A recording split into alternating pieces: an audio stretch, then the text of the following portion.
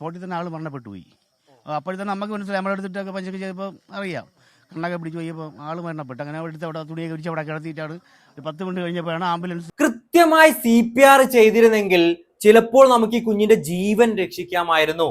നിങ്ങൾക്കറിയാം എത്ര സമയം നമ്മൾ CPR ചെയ്യണം എന്നുള്ളത്? 3.5 മണിക്കൂർ CPR ചെയ്ത് ജീവൻ രക്ഷിച്ച ചരിത്രം വരേണ്ടെന്നുള്ളത് നിങ്ങൾ മനസ്സിലാക്കുക. CPR നമുക്ക് നിർത്താനില്ല, അനുവാദമില്ല, കണ്ടിന്യൂസ് ആയിട്ട് ചെയ്തുകൊണ്ടിരിക്കുക. അവിടെ നിങ്ങൾ മരണം കൺഫേം ചെയ്യുന്നു വേണ്ട, ചെയ്തുകൊണ്ടേയിരിക്കുക ഹോസ്പിറ്റലിലേക്ക് എത്തുന്നവരെ. എന്തിനാ നമ്മൾ CPR ചെയ്യുന്നത്? ഹൃദയത്തിന്റെ പ്രവർത്തനം നിന്നുപോയപ്പം അതിനെ നമ്മളെ സപ്പോർട്ട് ഉപയോഗിച്ച് മെക്കാനിക്കലി എന്താണ്, ഹൃദയം പ്രവർത്തിപ്പിക്കുകയാണ്. ഹൃദയവും അതുപോലെ റെസ്പിറേഷൻ ഒക്കെ പ്രവർത്തിച്ച ബ്രെയിൻ ഡെത്ത് സംഭവിക്കില്ല. അതുവഴി നമുക്ക് അവരെ ഹോസ്പിറ്റലിലേക്ക് എത്തിക്കാനും അതിനുശേഷം വിദഗ്ധ ചികിത്സ നൽകാനുള്ള സമയം നമുക്ക് കിട്ടുകയാണ്.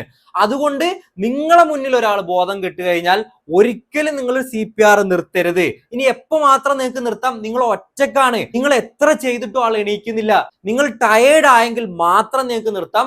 കുറെ അധികം ആളുകൾ ഉണ്ടെന്നുണ്ടെങ്കിൽ മാറി മാറി നമുക്ക് CPR ചെയ്യാവുന്നതാണ്.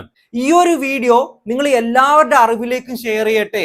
ഒരു ദിവസം എത്ര ആവശ്യമില്ലാത്ത വീഡിയോ നമ്മൾ ഷെയർ ചെയ്യുന്നുണ്ട്. ഇത് എനിക്ക് വൈറലാവാൻ വേണ്ടിയിട്ടൊന്നുമല്ല, നമ്മൾ കാരണം ഒരാളെങ്കിലും രക്ഷപ്പെടുകയാണെന്നുണ്ടെങ്കിൽ അതിലേറെ വലിയൊരു സംഗതി ഇല്ല എന്നുള്ളത് നിങ്ങൾ മനസ്സിലാക്കുക.